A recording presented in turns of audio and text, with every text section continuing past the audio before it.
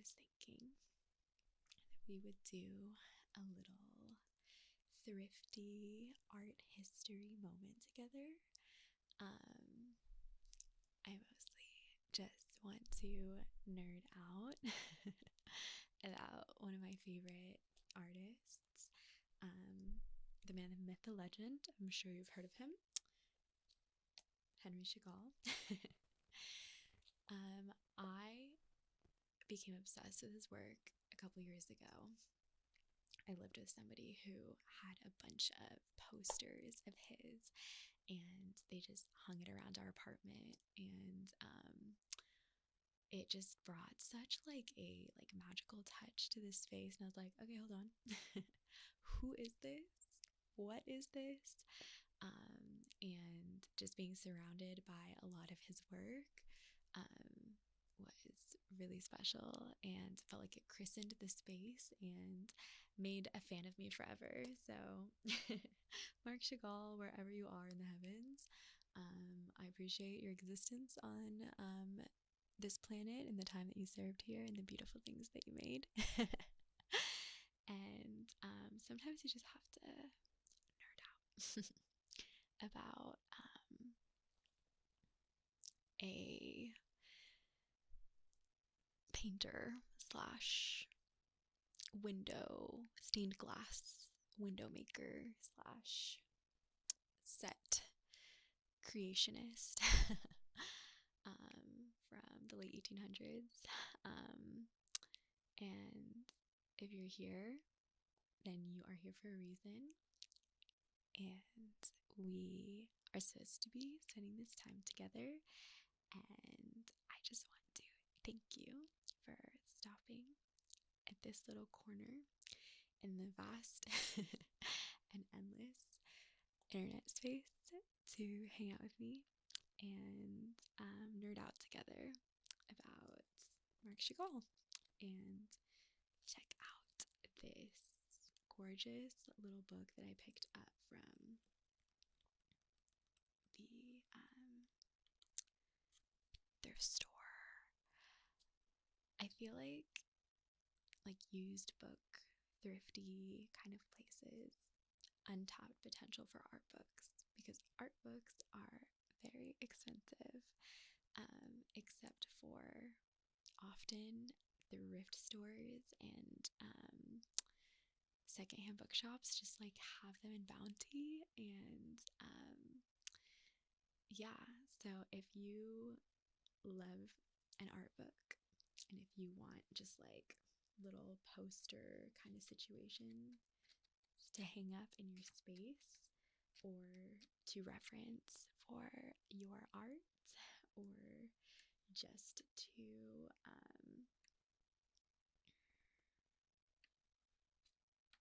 appreciate, then yeah, check out your local thrift. Yeah, Marc Chagall. I did a little bit of research for you guys as we appreciate his gorgeous work together. Yeah, he was born in Vitebsk, I hope I'm saying that right, a Russian town in 1887. His father worked for a fish merchant. He was the oldest of 9, which is crazy. And he was Jewish, Russian, French. And from his early life, very inspired and moved by Russian and Jewish folklore. And there is something very folklore-esque about his work. I'll show you some pieces. The storytelling in his paintings is crazy. And the color, this isn't a good example of how masterful he was with blue. Let me try to find one that is. I mean, the man loved some reds too. but he made blues, in my opinion, like extremely warm. Here we go. Here's a little fish. Cute little fishy. And some like warm blues. But he painted a lot of fish, perhaps as a little nod to his father who worked in the fish industry. And there's something really magical about fish, and he could sense their angelic qualities. Can tell by the fact that he always drew them winged. He was a big fan of wings. A lot of his themes are flight and angels. This one is beautiful. Double portrait with wine glass. And the anniversary, I believe. Can see this floaty little double figure painting. Yeah, he was heavily inspired by his muse, his first wife, Bella, I believe. And after she passed away and he was a widower, he continued to paint her as an angel in the sky of many of his famous works. And something like about Chagall, and I am no art historian expert, I am an art historian hobbyist, and you can be too.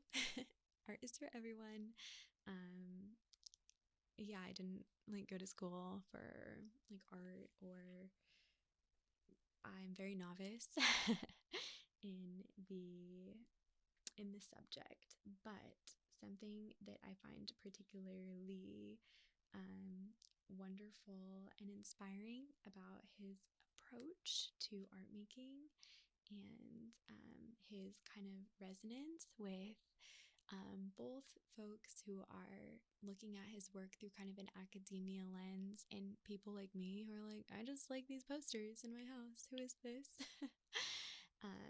Is that he dealt very closely with the symbols of love, and painted from a place of love. And love is a huge through line through the way he grapples with his subject material.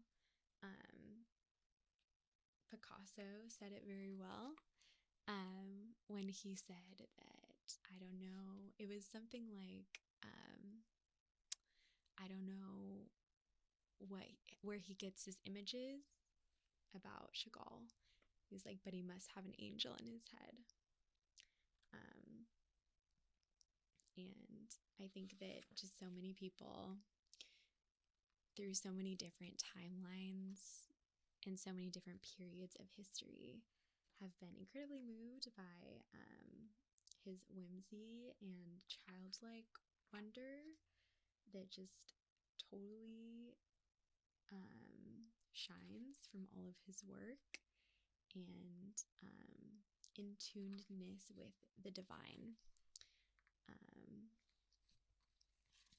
Like divinity in its so many forms. He really didn't shy away from like the simple like goodness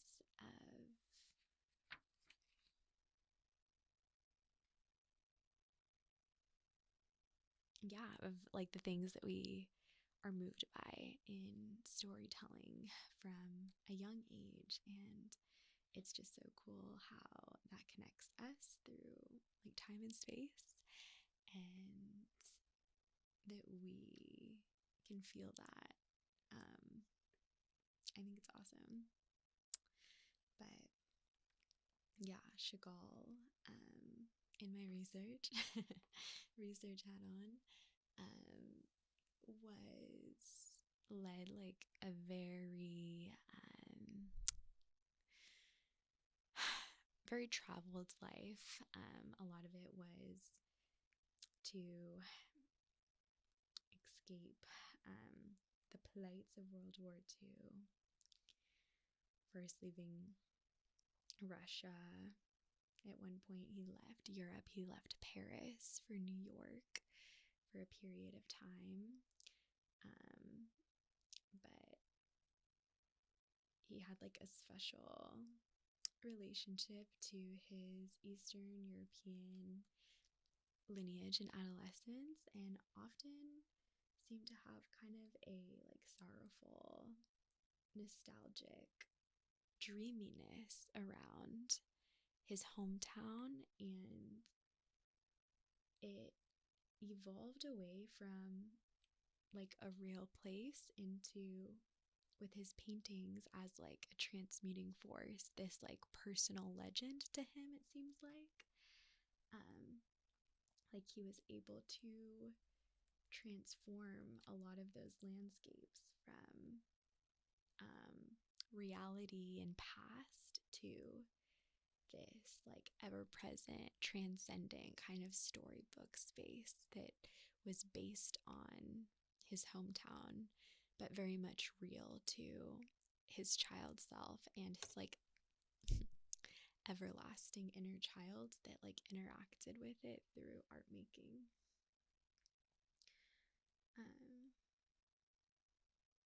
A lot of birds, a lot of horses, a lot of fiddlers. He did some pottery work as well. We have the gorgeous bust of a woman on this little pot here. It's just so good.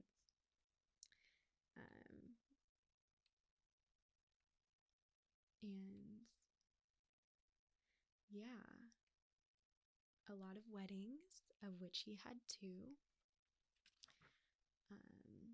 A lot of flight and horses in little towns and religious symbols, birth, babies.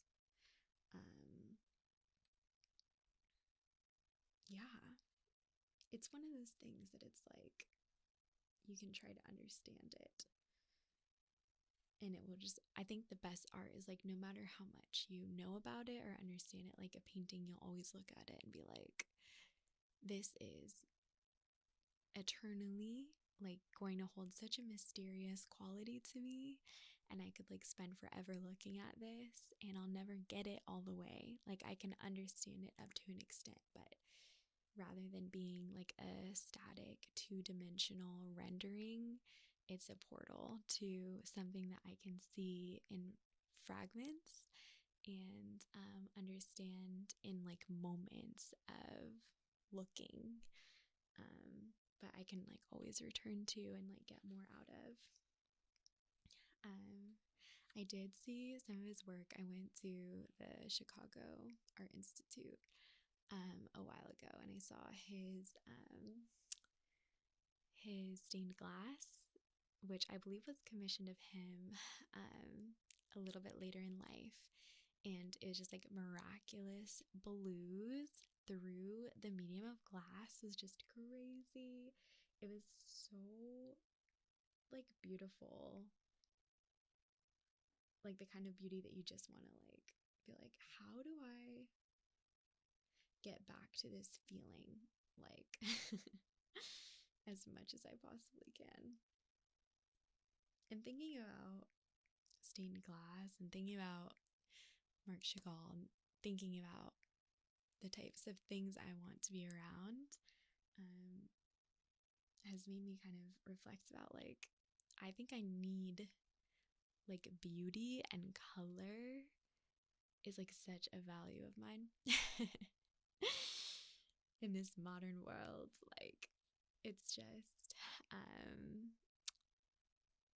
like, yeah, it has such value. Like art makers and like creative thinkers and people who like make beautiful things just for the sake of it, but like it doesn't really hold a functional purpose besides like evoking emotion and like being a type of like gorgeous and stunning that hasn't existed prior to this creation. Not to be like a broken record or pretentious.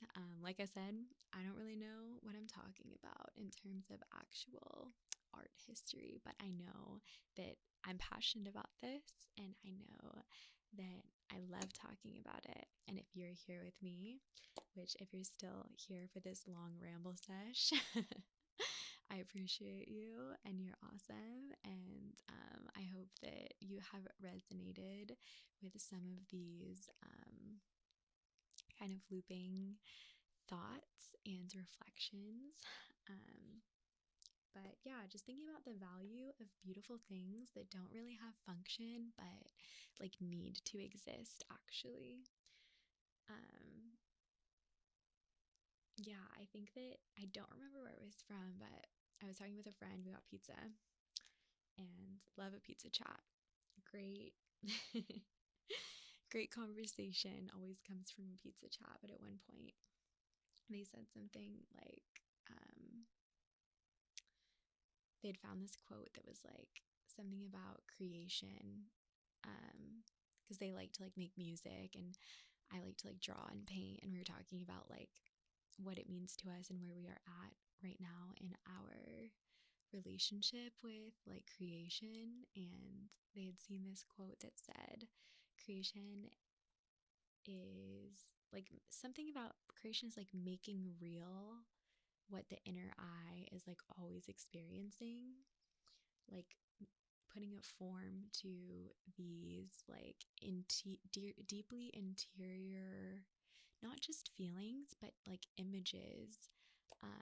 And I feel like Chagall, everybody speaks to how dreamlike and familiar his paintings are. Like to me, they truly feel like when you're like lying in bed and you're exhausted, but you're not asleep, but you're on the brink of sleep, and you close your eyes and you're just seeing like weird shit, and you're like, whoa, like what was that? And they're like inexplicable, and sometimes off-putting, but sometimes like really beautiful and really special. I feel like that space between dream and wake is such a fertile, potent ground for kind of being able to see into what those like images that art making comes from are,